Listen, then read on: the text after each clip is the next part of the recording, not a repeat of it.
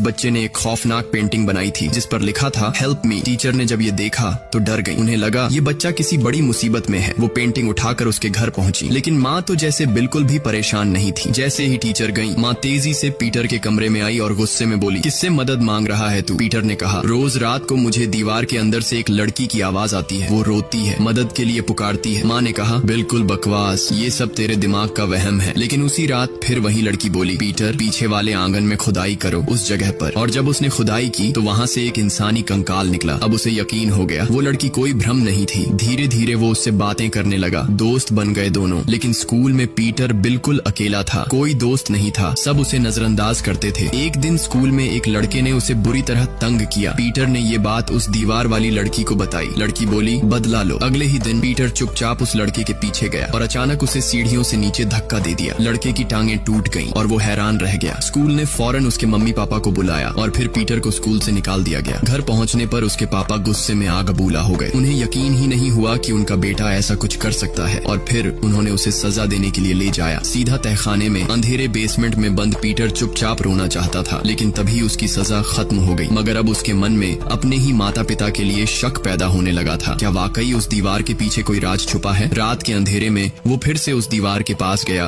और उस रहस्यमयी लड़की से बात करने की कोशिश की। और इस बार लड़की ने बताया कि वो कोई और नहीं, उसकी ही बहन है, जिसे उसके माँ बाप ने उसी दीवार के अंदर बंद कर रखा था। अचानक पीटर की नींद खुली। वो दौड़कर अपनी माँ को गले लगा लेता है, लेकिन ये सब तो बस एक सपना था। फिर भी उस सपने ने उसके मन में शक की गहराई और बढ़ा दी थी। अब वो चुपचाप अपने पेरेंट्स के बेडरूम में गया और टीचर को कॉल करने की कोशिश करने लगा, लेकिन तभी उसकी माँ पीछे से आ धमकी। गुस्से में पीटर को खींचती हुई उसके कमरे में ले गई, लेकिन जैसे ही उसने देखा कि दीवार में एक गड्ढा हो चुका है, वो सब कुछ समझ गई। अब सच्चाई सामने आ चुकी थी। उसने बिना कुछ कहे पीटर को उसके कमरे में बंद कर दिया। उस रात पूरा परिवार डिनर टेबल पर बैठा था, लेकिन पीटर एकदम चुप था। उसके पिता मजे से खा रहे थे। तभी उन्हें कुछ अजीब लगा। उन्होंने देखा कि पीटर ने तो एक निवाला भी नहीं लिया। तभी पीटर ने धीरे से कहा, आपने मेरी बहन को मारा था। उसके पिता का चेहरा सफेद पड़ गया। वो पेट पकड़कर जमीन पर गिर गए और खून उलटने लगे। माँ जब मदद के लिए फोन करने भागी तो देखा कि फोन लाइन तो पहले ही काट दी गई थी। अब वो चाकू लेकर पीटर की तरफ बढ़ी, लेकिन अगले ही पल वो भी जहर का शिकार होकर सीढ़ियों से गिर पड़ी। उस रात एक मासूम लड़के ने अपनी बहन का बदला ले लिया। क्या आपको लगता है पीटर ने जो किया वो सही था? नीचे कमेंट जरूर करना।